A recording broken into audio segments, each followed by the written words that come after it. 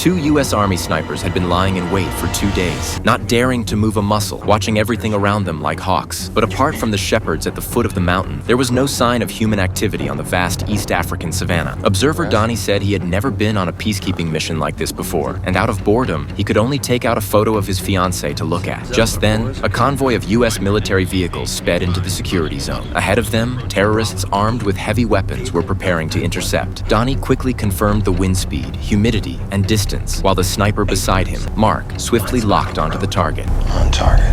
Hold scope. Fire when ready.